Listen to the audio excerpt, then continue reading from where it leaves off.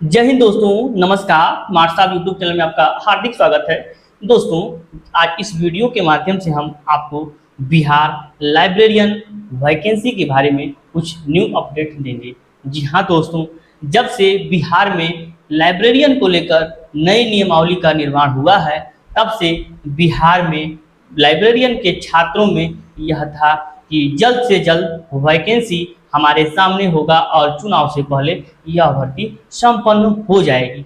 परंतु कुछ अपरिहार्य कारणों से और सरकार की उपेक्षित मंशा से एवं यूं कह लीजिए तो लाइब्रेरियन वैकेंसी पर अपनी दृष्टि के कारण, सरकार की उपेक्षित नीतियों के कारण बिहार में लाइब्रेरियन वैकेंसी संपन्न नहीं हो सकी।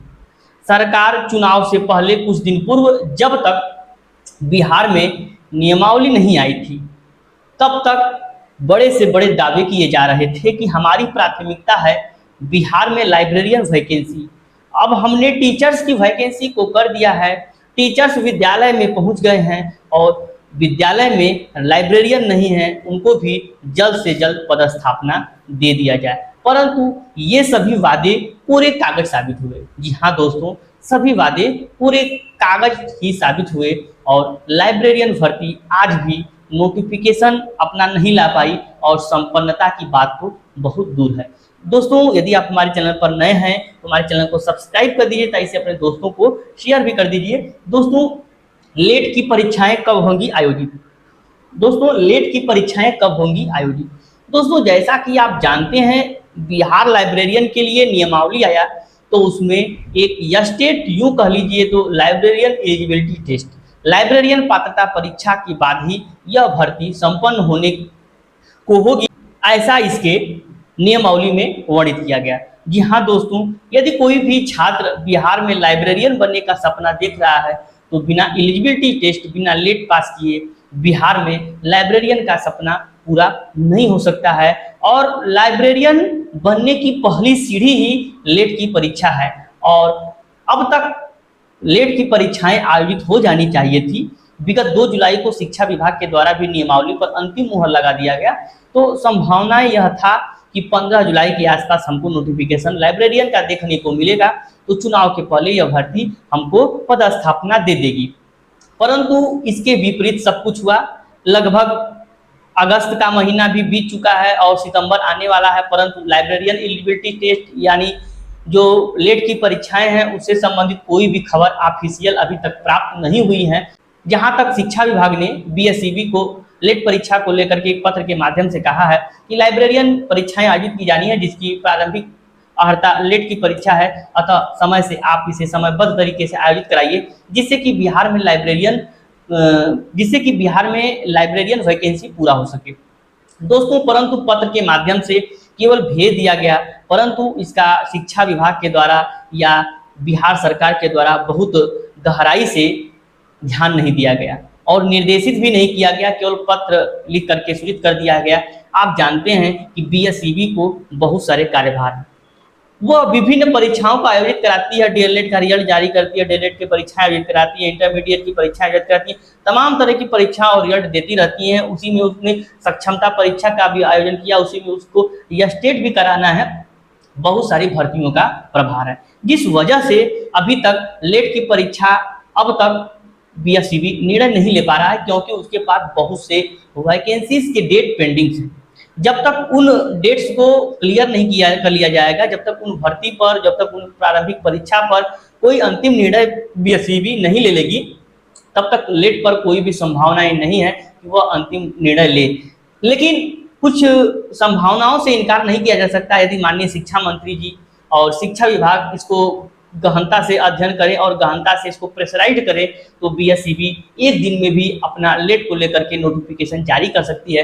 लेकिन शिक्षा विभाग वहीं सरकार मौन है बिहार लाइब्रेरियन को लेकर, इसीलिए बीएसईबी भी इस पर अपना कोई अहम रोल अदा नहीं कर रही है। वो भी जैसे भी लेट लतीफ़ी का हो रहा है वैसे मामला चल रहा है। दोस्तों, क्या अपीयरिंग कराकर आवेदन लिए जाएंगे? दोस्तों, एक ही संभावनाएं बची हैं बिहार में लाइब्रेरियन के लिए, अपीयरिंग करा करके मुख्य परीक्षाएं आयोजित कराएं। अपीयरिंग से तात्पर्य है इधर बीपीएससी लाइब्रेरियन की परीक्षा ले, उधर जो है कि लेट को जो है बीएसईबी अपना कराए।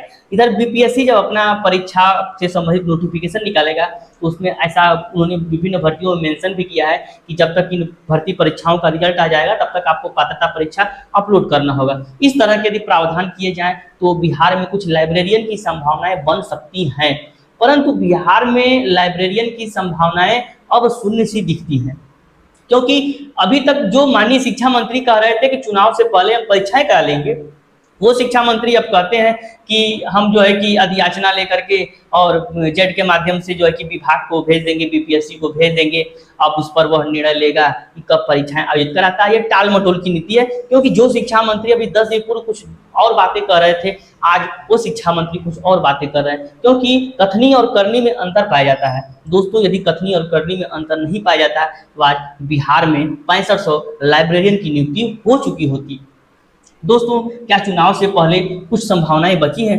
दोस्तों, चुनाव से पहले एक ही मुद्दे पर संभावनाएं बची हैं कि अपीयरिंग करा करके फार्म भराया जाए, तभी कुछ संभावनाएं बची हैं, अन्यथा बिहार लाइब्रेरियन को लेकर के अब सपने टूटते नजर आ रहे हैं। और यदि लेट की परीक्षाएं आयोजित भी होती हैं तो चुनाव से पहले यह भर्ती परीक्षा संपन्न होना और भर्ती परीक्षा के लिए आयोजित होना बहुत ही मुश्किल का कार्य है, क्योंकि मात्र 20 से 25 दिनों के अंदर आचार संहिता आपका लगना है, और 20 से 25 दिनों के बाद जब आचार संहिता लग जाएगा तो जिस चीज़ का नोटिफिकेशन आ सकता है उसका परीक्षाओं का आयोजन भी किया जा सकता है।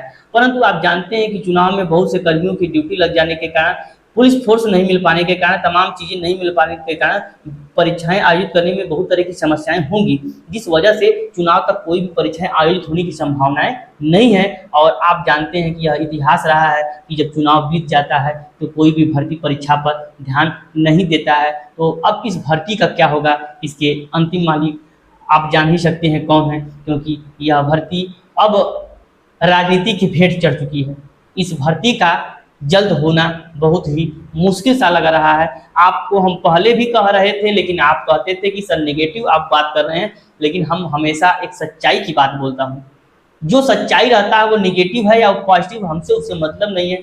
जो सच्चाई है वही हमारे चैनल के माध्यम से आपको दिखाया जाएगा। दोस्तों, आशा और विश्वास है यह वीडियो हमारा आपको अच्छा लगा है और आपकी जो भी क्वेरीज है वो दूर हुई हैं। मिलते हैं अगले वीडियो में, तब तक के लिए नमस्कार, धन्यवाद।